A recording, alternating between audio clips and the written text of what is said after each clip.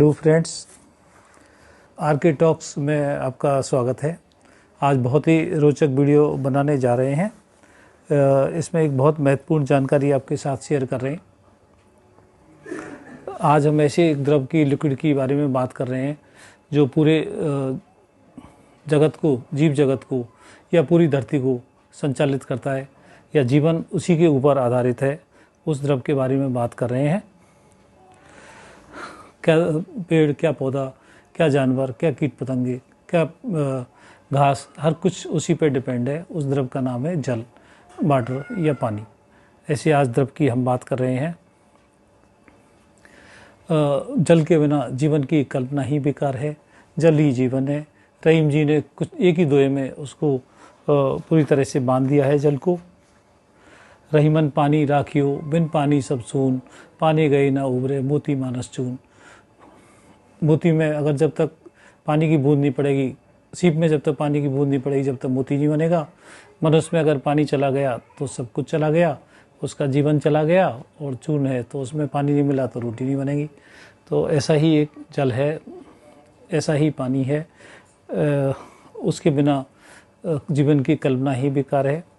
मनुष्य के शरीर में 60% पानी है, फीमेल में 55 से 58% है और बच्चों में इसकी मात्रा 75% पहुँच जाती है।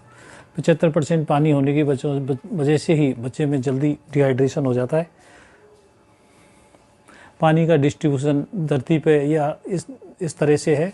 71% पानी है वो समुद्र के अंदर पाया जाता है। 1.7% पानी है वो ज़मीन के अंदर है। बाकी बर्फ़ के रूप में अंटार्कटिका, पोल्स और बड़े पहाड़ों के ऊपर जमा हुआ है। अपन कल्पना करें कि अगर इसी पानी में जो जीवन का आधार है उसमें अगर अशुद्धि आ जाती है तो ये पानी जीवन के लिए बहुत खतरनाक हो जाता है। ऐसे ही आज इसकी बात कर रहे हैं हम कि शुद्ध पानी, शुद्ध पेय और अशुद्धियों से रहित पानी हमें कैसे मिले और अपन कैसे पानी पिए।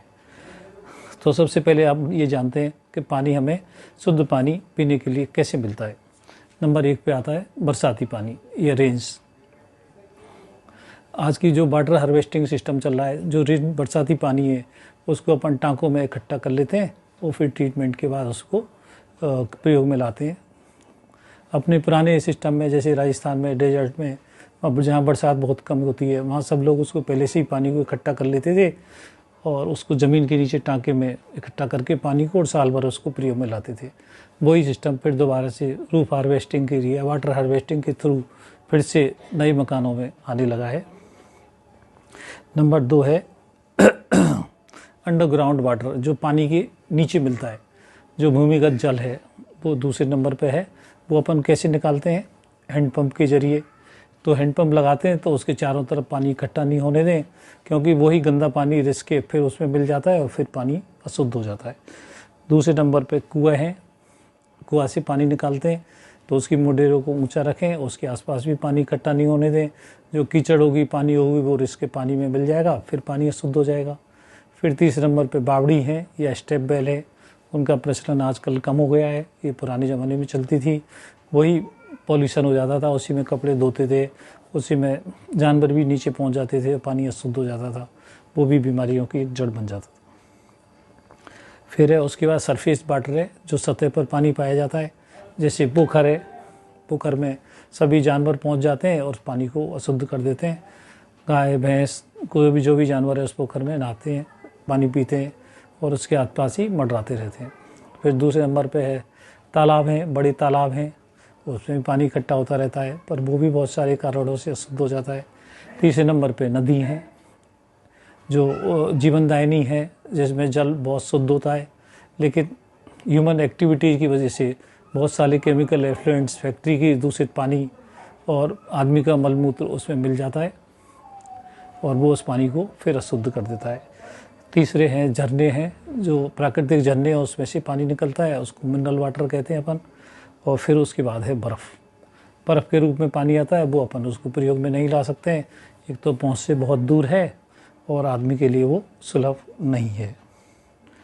तो अपन को ये देखना है कि जो पानी हमें मिल रहा है उसको कैसे अपने लिए शुद्ध हो, तो जो अपने डिपार्टमेंट हैं, गवर्नमेंट डिपार्टमेंट हैं, पीएचई डिपार्टमेंट है, उस पानी को स्टोर करते हैं, फिल्टर करते हैं और क्लोरीनेट करके सप्लाई करते हैं।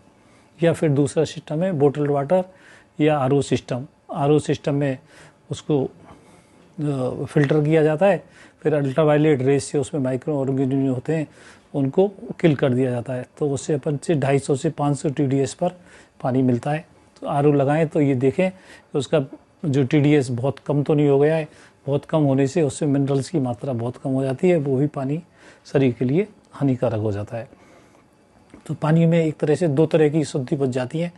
एक तो केमिकल अशुद्धि है, दूसरी माइक्रो ऑर्गेनिज्म की अशुद्धि है, जिसमें बैक्टीरिया, पैरासाइट, वायरस हो जाते हैं। केमिकल की अशुद्धि में कैल्शियम, मैग्नीशियम के सल्फेट और बाइकार्बोनेट उसमें मिक्स हो जाते हैं, इससे पानी खारा हो जाता है। तो उसको भी ट्रीट किया जाता है, या तो बॉयल करके या फिर फिल्टर द्वारा उसको फिल्टर किया जाता है, या आरओ सिस्टम से उसको शुद्ध किया जाता है। चलो, वाटर को कैसा होना चाहिए पानी? पानी पीने के लिए अशुद्धियों से रिक्त होना चाहिए, उसका स्वाद अच्छा होना चाहिए, ट्रांसपेरेंट होना चाहिए, पारदर्शी होना चाहिए और बदबू रहित होना चाहिए।